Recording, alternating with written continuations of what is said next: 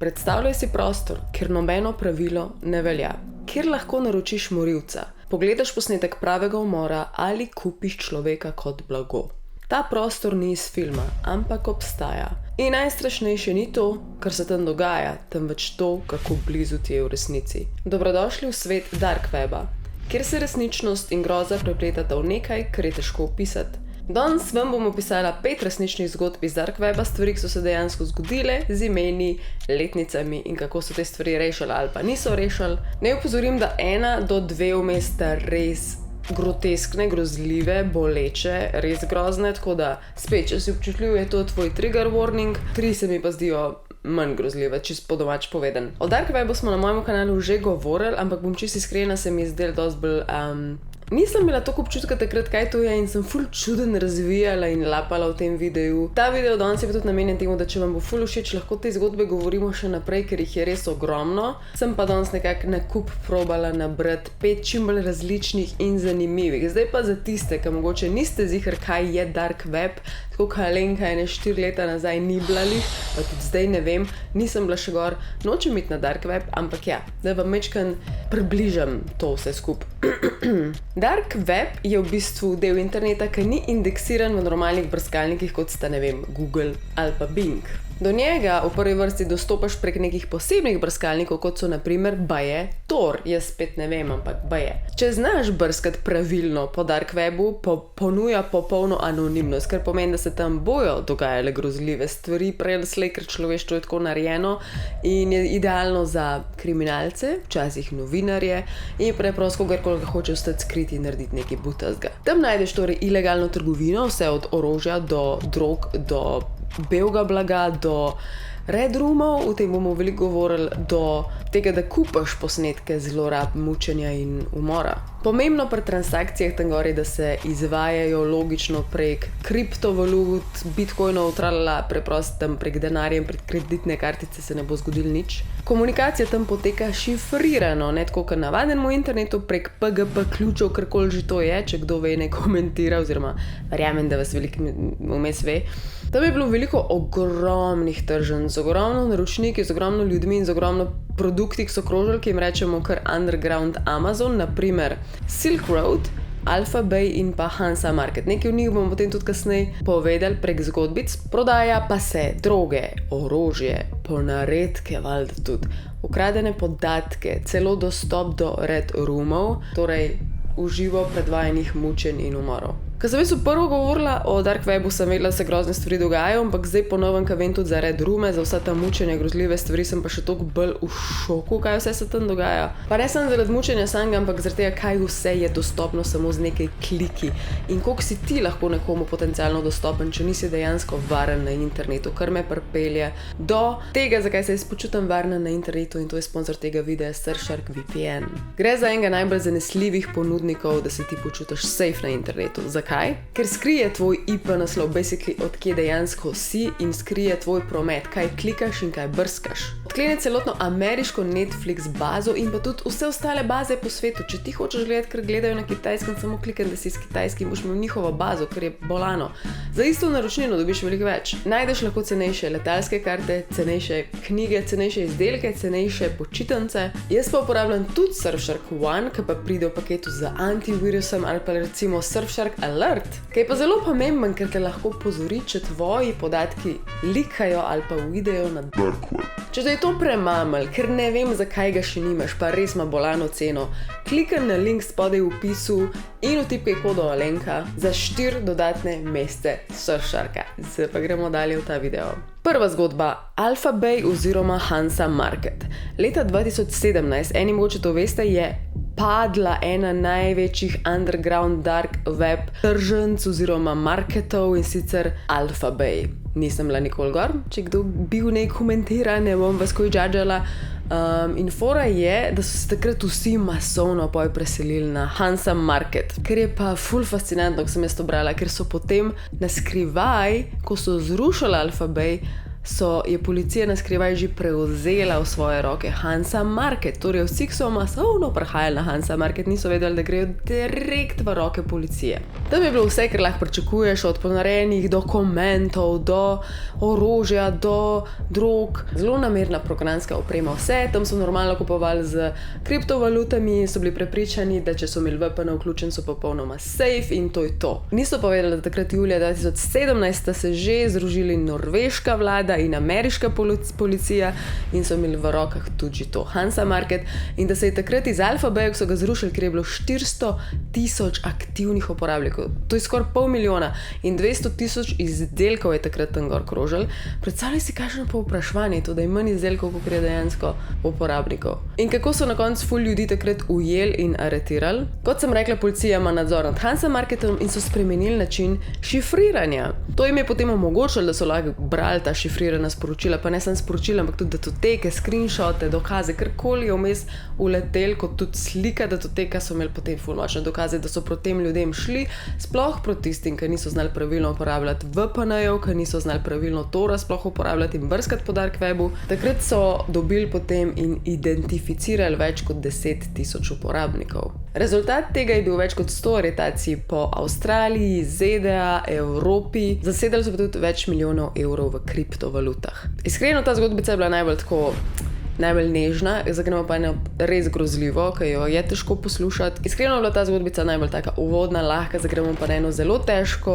Otroci trpijo v tej zgodbi, tako da ni nikakor za vsadzga. Zgodba 2, Daisy's Destruction, oziroma najgrozljivejši video na internetu. In bi se lahko strinjala, nikakor ga nisem gledala, nikdar ga ne bi mogla gledati in tudi preiskovalci, ki so potem raziskovali ta primer in iskali storilca, niso mogli tega videa gledati, saj ne v kosu. Gledali so ga po delih, vmes so hodili ven, da so k sebi prišli in ga spet naprej gledali, ker še vedno so ga mogli pogledati, ker je meni bizarno, da je to del dela, da moraš nekaj takega videti. Storilec v tem videu je en moški, jaz mislim, da je bil tudi samo on na videu in ta moški je Peter Scully. On je najprej povzročil neke finančne prevare, ki je bil nek pač podjetnik, znal je z denarjem in je potem tudi pobegnil na Filipine in potem na Filipinih je on naprej opravljal te grozote in se je odločil ustvariti na dark webu prostor, ki se mu reče No Limits Fun.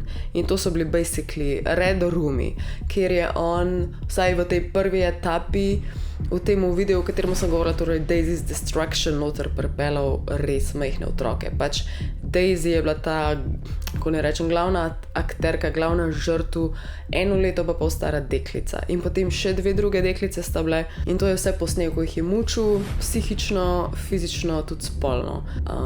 Groza pač. To je prva grozljiva stran te zgodbe, potem je pa druga stran, kjer je bilo ogromno ljudi, ki je to kupovali. Po celemu svetu skoraj. Te videe so se potem prodajali za do $10,000 na video, torej ogromno ljudi je bilo to, ki je to kupovalo.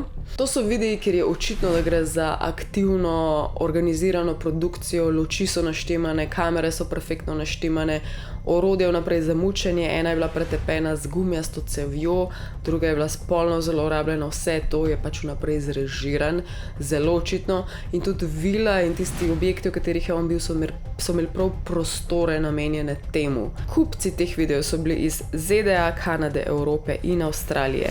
Leta 2015 se je, hvala Bogu, zadeva začela podirati, ker je filipinska policija zaradi enega delčka nekje približno pogruntala, kje je mogoče ta lokacija in so ga našli in takrat so še živeče žrtve tudi najdeli in rešili. Veliko valjda tudi otrok od tega. On je takrat dobil 129 let zapora, kritik še vedno premalo, ampak je, kar je, pač bo vsaj cel življenje noter, bolan človek. V času te aretacije je bilo znano 75 naročnikov, ki so plačevali ta dostop do video. Torej, kako sem rekla, do 10,000 €. A je bila naročnina mogoče še več, ne vem, če so imeli več video gor. 75, ki jih ni bilo potem nikoli identificiranih. In to so samo ljudje, ki si lahko prvošijo, ki imajo $10,000 v bitcoinih. Ker veste, koliko majhen procent je in koliko ljudi bi mogoče še to kupovali in imeli, če bi pač imeli sredstva. Zgodba številka 3. One lunatic, one ice pick. O tej zgodbi ste mogoče že kaj slišali, ker je noter glavni storilec Luca Magnota. Zveni ful italijansko, nisem preverila, če je Italijan, ampak on je imel en model, ki je bil dobesedno model, fashion model, pač obseden z novinarji, s paparaci, s pozornostjo in je tudi oboževal biti na kakršen koli način v pozornosti, tudi če je najslabša možna. In več si o njemu govorili, bolj mu je bilo všeč. Njega mogoče poznate, ker je začel grozljive stvari delati na področju tega, da je mučil mačke in je to snemal in objavljal in kazal. In bolj smo mi o tem govorili, bolj smo mu govorili, koliko je ugaben. On je imel lih to psihično težavo, da je oboževal to vrsto pozornosti. Takrat so se širile tudi Facebook skupine Ustavite Luka Magnoto ali Magnoto, res. Evo, bil je kanadski model, ni bil italijanski in bil je občasni porno igralec. In pa vrsto psihičnih težav, narcisoidnost, obsedenost z mediji. Začelo se torej z mački, nadaljevalo se je pa na dark webu in kjer je on posnel ta video. One lunatic, one ice pick. Dobesedno, en norc in ena tista igla za led razbijati. In ja, tako kot je, ljudje, ki so začeli ta video gledati, niso vedeli, ali gledajo nekaj filmskega, nekaj fake ali dejanski umor. Šele ko je ven prišlo vse glede tega umora, je bilo jasno, da kdorkoli že to gledal, je gledal dejanski umor. In na poslu je imel takrat privezanega 33-letnega Azijca in ga je počasi ubijal s tem dletom, drilom, bilo kaj, pač ne vem, ker ne upam pogledati, nočem brskati tega.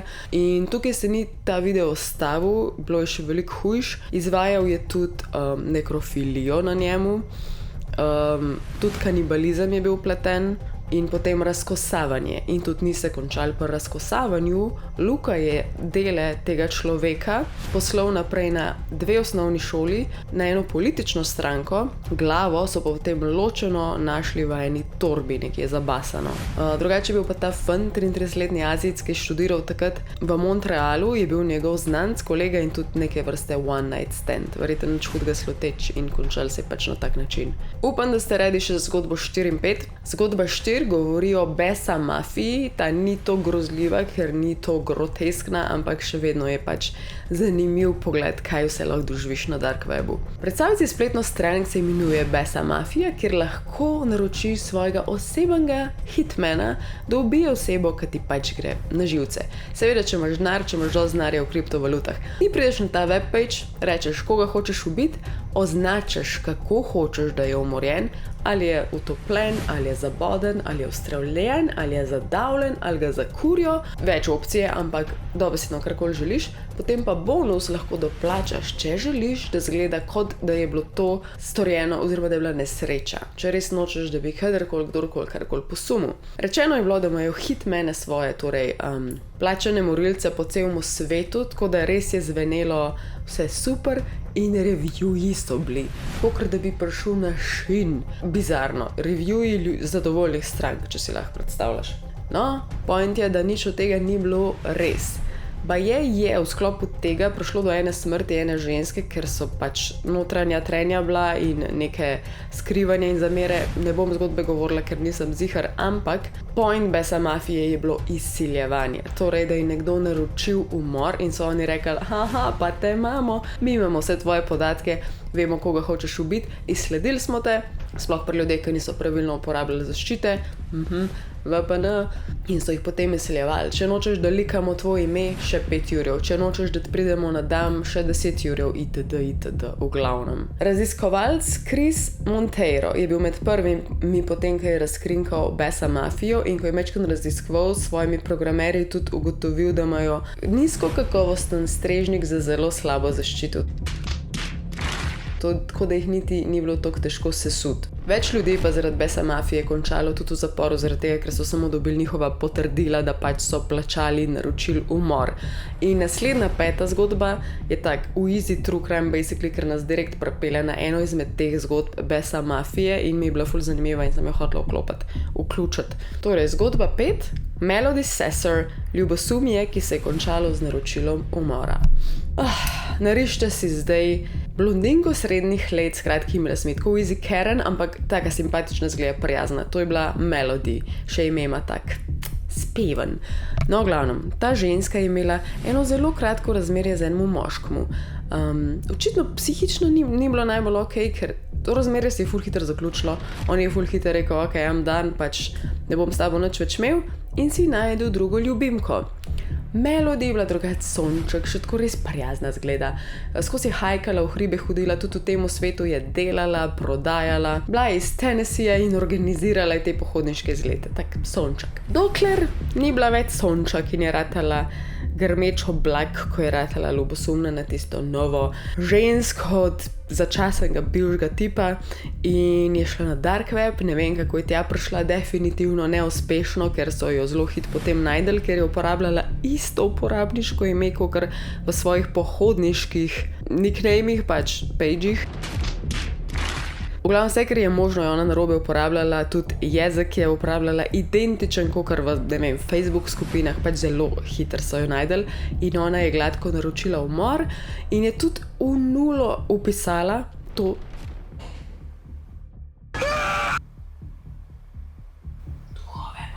V nulo je opisala to žrtev, vse njene rutine je povedala, kakšen avtobus, kdaj gre kam, kdaj pride nazaj, tako da v bistvu basically je bila tudi Melody največji stalker, če že vse vedela o tej ženski, pač damn. No, to že vemo, da psihično ni bila okej. In je naročila tudi tak umor, kjer bi izgledalo, da je bila kot nesreča.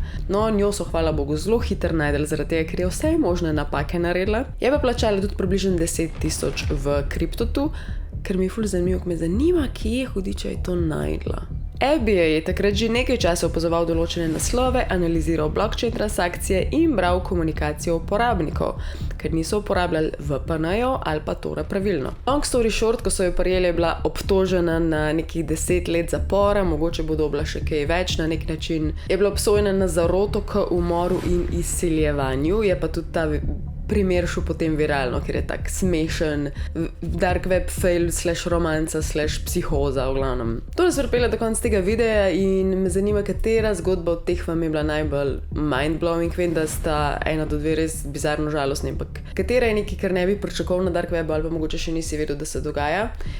Zdaj me skoraj že umika, da bi šla enkrat gor pogledati, da vidim, kako to zgleda, kdo se s tem zabaval, presežem. In pa v kontekstu tega videa, če hočeš biti res safe na internetu, vam polagam na srce, klikaj na link v opisu, da dobiš Surfshark in vtipkaj kodo Alenka za 4 dodatne mesece Surfsharka. To je pa to z moje strani za danes, baterija crkuje, vroče mi je, jaz grem, ideje za druge videe mi komentirajte spodaj, lajkajte, naročite se, Alien Mama out, mam vas rada, aj čau.